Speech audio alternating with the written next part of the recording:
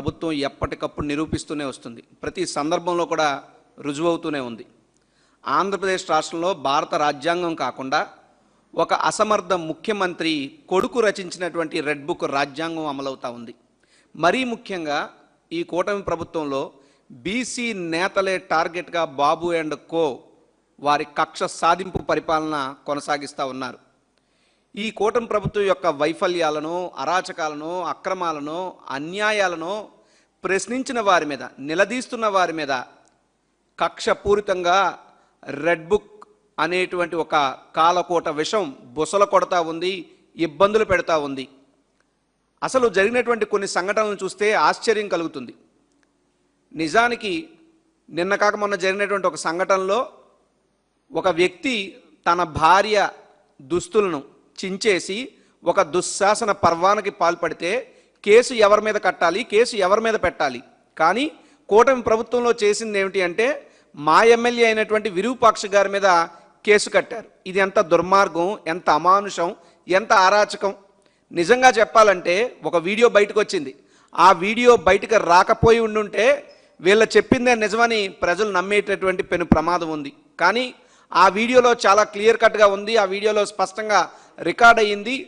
TDP నాయకుడు నాగరాజ్ అనే వ్యక్తి పోలీసుల సమక్షంలోనే తన భార్య దుస్తులను చించేసి అరాచకాలకు పాల్పడితే దాని మీద వచ్చి విరూపాక్ష గారి మీద కేసు కట్టడం అంటే ఇది రెడ్ బుక్ రాజ్యాంగం అమలు చేయడం కాదా అని చెప్పి నేను పోలీస్ శాఖను అడుగుతా ఉన్నా.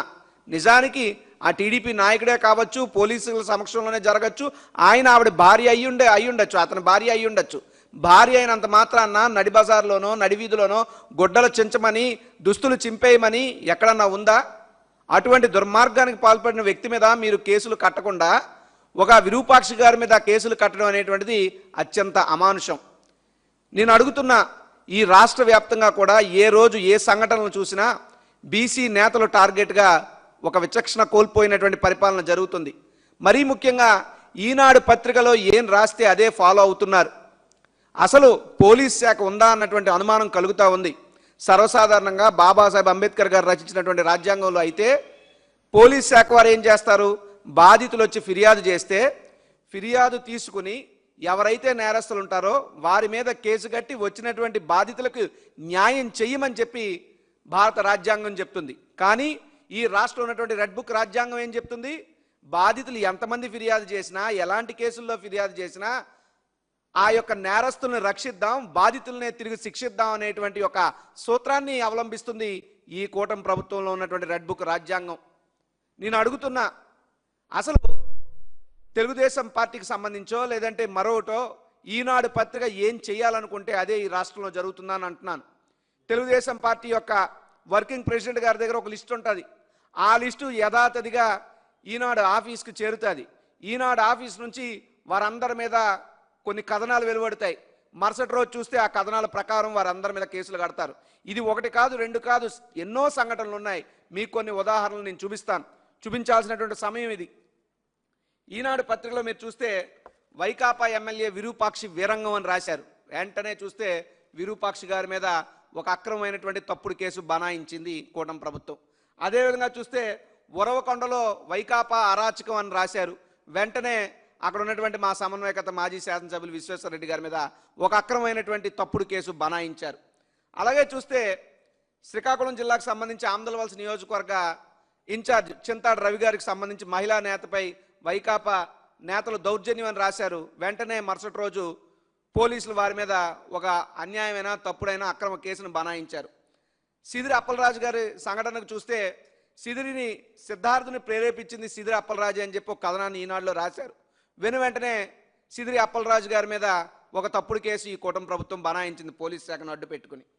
ఇలా చూస్తే ముస్తఫా గారు వెంటనే డబ్బులు తేకపోతే నీ కొడుకు దక్కడు అని చెప్పి ముస్తఫా గారు ఏదో బెదిరించారని చెప్పి ఒక తప్పుడు వార్తా కథనం ఈనాడులో రాయడం, ఈ వార్తా కథనాన్ని బేస్మెంట్గా ప్లాట్ఫామ్గా చేసుకుని పోలీస్ శాఖ వీరి మీద తప్పుడు కేసులు పెట్టడం, ఇవన్నీ చూస్తూ ఉంటే ఇవే కాదు. ఇంకా ఉదాహరణకి విశాఖపట్నం పెందుర్తి మాజీ శాసనసభ్యుడు ఈ ప్రభుత్వ వైఫల్యాలను నిలదీస్తున్నాడని ఆయన తాలూకా బిల్డింగ్ని బద్దలు కొట్టారు.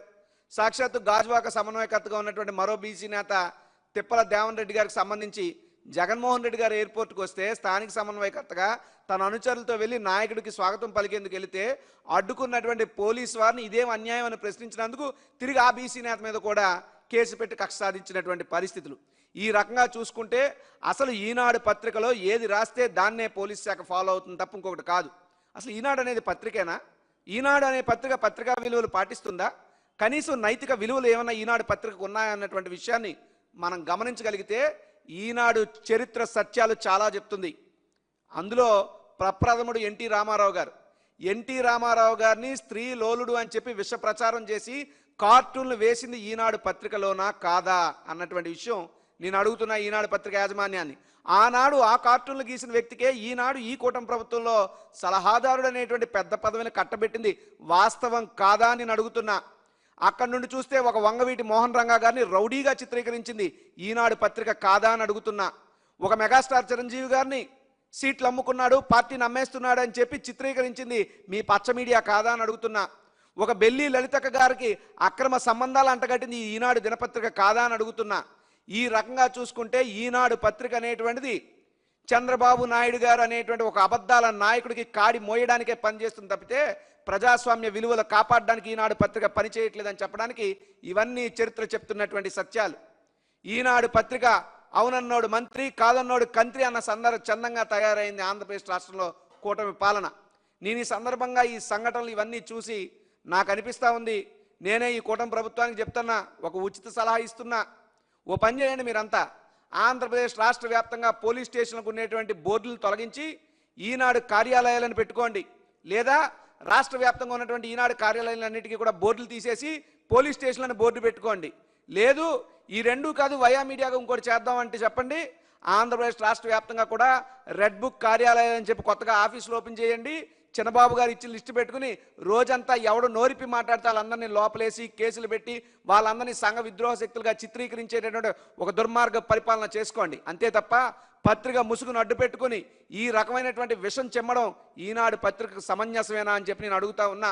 నేను ఈనాడు పత్రిక యాజమాన్యానికి చెప్తున్నా, గతంలో జగన్మోహన్ రెడ్డి గారు అనేటువంటి వ్యక్తి సవ్యంగా పరిపాలిస్తే నీతి నిజాయితీగా పాలిస్తే పత్రిక కానీ ఈనాడుకు సంబంధించినటువంటి ఇతర సంస్థలు చేసినటువంటి అక్రమాలు అన్యాయాలు ఎలా బయటకు వచ్చాయి, సాక్షాత్తు ఈనాడు చైర్మన్ గారు జగన్మోహన్ రెడ్డి గారిని ఉద్దేశించి ఏం మాట్లాడారో అవన్నీ కూడా యాజమాన్యం గుర్తుపెట్టుకోవాలని చెప్తున్నా. మీరు ఈరోజు అన్యాయం కేసులు మా నాయకుల మీదో మా కార్యకర్తల మీదో పెట్టిస్తూ ఉండొచ్చు కాక, కానీ ఈ అన్యాయం అవుతున్నటువంటి ప్రతి ఒక్కరి వెనకాతల కూడా జగన్మోహన్ రెడ్డి గారు అనే శక్తి ఉంది. ఆ విషయం మీరు మర్చిపోవద్దని చెప్పి ఈనాడు పత్రిక వారిని నేను హెచ్చరిస్తా ఉన్నా. ప్రజాస్వామ్య విలువలు కాపాడే విధంగా మీరు పని చేయాలని చెప్పి కూడా ఈనాడు పత్రికకి తెలియజేస్తూ నేను ఒకటే చెప్తున్నా, చంద్రబాబు నాయుడు గారు కానీ వాళ్ళ తనయుడు కానీ తండ్రి కొడుకులు ఇద్దరూ కూడా ఈ రాష్ట్రం పాలనను గాలికి వదిలేశారు. తండ్రి కొడుకులు ఇద్దరూ కూడా గాలి కబుర్లు చెప్పుకుంటూ తిరగడం తప్పితే ఇంకేం చేయట్లేదు. నిన్న కాక మొన్న అనుకుంటాను బహుశా మా ఉత్తరాంధ్ర ప్రాంతానికే వచ్చి ఒక ఎయిర్పోర్ట్ని ప్రారంభించారు. నిజానికి ఆ ఎయిర్పోర్ట్కి సంబంధించి చంద్రబాబు నాయుడు గారు కానీ మరొకరు కానీ ఏదైతే కూటమిలో నాయకులు వారు చేసింది శూన్యం. విశాఖపట్నం భోగాపురం అంతర్జాతీయ విమానాశ్రయం అనేటువంటిది జగన్మోహన్ రెడ్డి గారి రెక్కల కష్టం.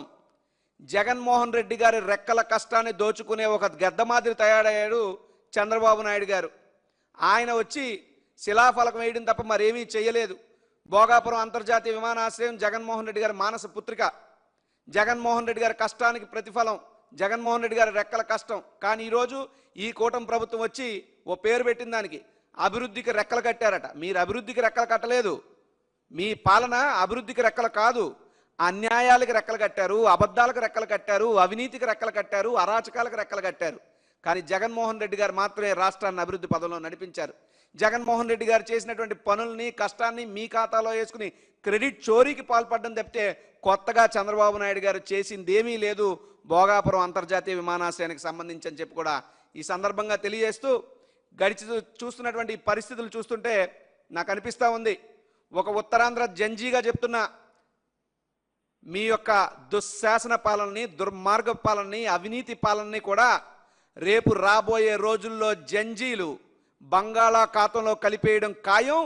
2029లో ఆంధ్రప్రదేశ్ రాష్ట్రానికి జరగబోయేది ఇదే న్యాయం అని చెప్పి కూడా ఈ సందర్భంగా తెలియజేస్తూ, ప్రజలు అమాయకులు అనుకోవద్దు, ప్రజలు ప్రతిదీ గమనిస్తున్నారు.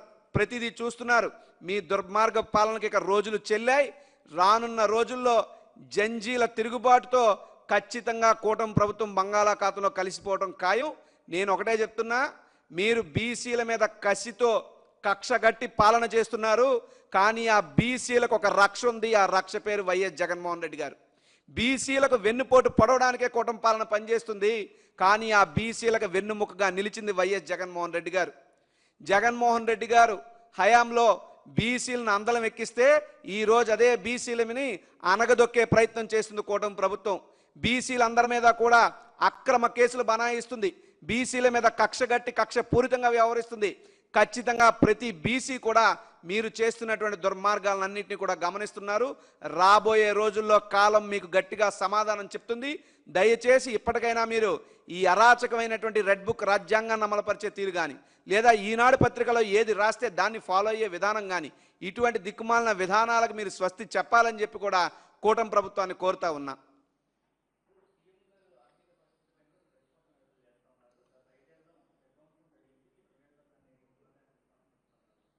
గత 5 ఏళ్లలో విధ్వంసం జరిగితే ఈ రాష్ట్రంలో వచ్చినటువంటి కంపెనీలు కళ్ళకు కట్టినట్టు కనబడతా ఉన్నాయి. చంద్రబాబు నాయుడు గారు చెప్తున్న అబద్ధాలను చూడమని నేను కోరట్లా, ఉన్న వాస్తవాలను చూడమని చెప్తున్నా.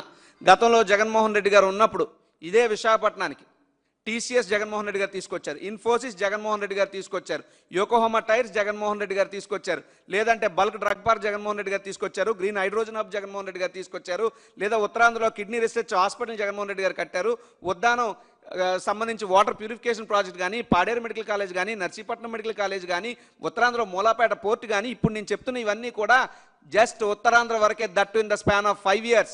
కానీ రాష్ట్ర వ్యాప్తంగా కూడా జగన్మోహన్ రెడ్డి గారు ఈ రాష్ట్రాన్ని అభివృద్ధి బాట పట్టించారు. కేవలం అరాచకం జరిగింది, విధ్వంసం జరిగింది అనేటువంటిది తెలుగుదేశం పార్టీ నాయకుల నోటి మాటల్లోనో లేదా పచ్చ మీడియా పత్రికల తాలూకా బ్యానర్ ఐటమ్లోనో ఉందో తప్పితే వాస్తవ రూపంలో లేదు. నిజానికి ఈ కూటమి ప్రభుత్వం వచ్చిన తర్వాత గడిచినటువంటి 2 ఏళ్లలో ఎన్ని పెట్టుబడులు వచ్చాయని చెప్పి సాక్షాత్తు భారత పార్లమెంట్లో ఒక పార్లమెంటు సభ్యుడు పివి మిథున్ రెడ్డి గారు ప్రశ్న అడిగితే దానికి జవాబు చెప్తూ కేంద్ర మంత్రి గారు ఏం చెప్పారో తెలుసా? 2 ఏళ్ల కాలంలో ఈ రాష్ట్రానికి వచ్చినటువంటి పెట్టుబడులు కేవలం 6,962 కోట్లు మాత్రమే. సిగ్గుపడాల్సిన అవసరం ఉంది చంద్రబాబు నాయుడు గారు, సిగ్గుపడాల్సిన అవసరం ఉంది నారా లోకేష్ గారు. 2 ఏళ్లలో 23 లక్షల కోట్ల పెట్టుబడులు అన్నారు, 25 లక్షల ఉద్యోగాలు ఇచ్చామన్నారు. తీరా చూస్తే 2 ఏళ్లలో వచ్చింది 6,962 కోట్ల పెట్టుబడి, సుమారు ఒక 20,000 ఉద్యోగాలు. అంటే ఇలా చెప్పే లెక్కలకి చూపించే నిజాలకి వాస్తవ పరిస్థితులకు ఉన్నటువంటి తేడాను గమనించమని కోరుతా ఉన్నా. తర్వాత ఇంకొక విషయం చెప్పాలి, last but not least. Chandrababu Naidu గారు భోగాపురం అంతర్జాతీయ విమానాశ్రయం అంతా తానే అని ప్రచారం చేసుకుంటున్నారు కదా. ఆయన శంకుస్థాపన ఎప్పుడు చేశారంటే ఫిబ్రవరి 14, 2019 కానీ దానికంటే ముందే కుప్పం ఎయిర్పోర్ట్కి సంబంధించి జనవరి 3, 2019 ఓ శంకుస్థాపన చేశారు. దగ్గదత్తి నెల్లూరు ఎయిర్పోర్ట్కి సంబంధించి జనవరి 11, 2019 శంకుస్థాపన చేశారు. మరి నిజంగా భోగాపురం అంతర్జాతీయ విమానాశ్రయం కట్టేశానని గొప్పలు చెప్పుకునే చంద్రబాబు నాయుడు గారు దానికంటే ముందే శంకుస్థాపన చేసినటువంటి ఈ 2 ఎయిర్పోర్ట్ల పనులు ఎంతవరకు వచ్చినాయి ఎందుకు చెప్పట్లేదు? అంటే చంద్రబాబు నాయుడు గారు కేవలం ఎలక్షన్కి 2 నెలల ముందు తూతూ మంత్రంగా శిలాఫలకం వేసి తిరిగిపోయారు తప్పితే అందులో చేసింది ఏమీ లేదు. అంతర్జాతీయ విమానాశ్రయానికి సంబంధించి భూసేకరణ కానీ, నిర్వాసితులకు పునరావాసం కానీ, రైతులకు నష్టపరిహారం కానీ, సేఫ్టీ క్లియరెన్స్లు కానీ, లేదంటే సివిల్ ఎన్క్లేవ్ మూసివేత కానీ, కీలక ఎన్ఓసీలు కానీ, ఆర్థిక సమీకరణాలు కానీ, కన్సెషన్ అగ్రిమెంట్ కానీ, టెండర్ ఖరారు కావడం కానీ, నిర్మాణ సంస్థ ఖరారు కావడం కానీ, ఇవన్నీ కూడా జగన్మోహన్ రెడ్డి గారి హయాంలోనే జరిగాయి. అంతర్జాతీయ విమానాశ్రయం తీసుకురావడం, భోగాపురం ద్వారా పెట్టడం ఏదైతే ఉందో అది పూర్తిగా జగన్మోహన్ రెడ్డి గారి కష్టం, కృషికి ఫలితం. కానీ ఖాతాలో వేసుకునేది మాత్రం చంద్రబాబు నాయుడు గారు. అందుకే మేము చెప్తాం, జగన్మోహన్ రెడ్డి గారిది హార్డ్ వర్క్, చంద్రబాబు నాయుడు గారిది షో వర్క్. జగన్మోహన్ రెడ్డి గారిది సింప్లిసిటీ, చంద్రబాబు నాయుడు గారిది పబ్లిసిటీ.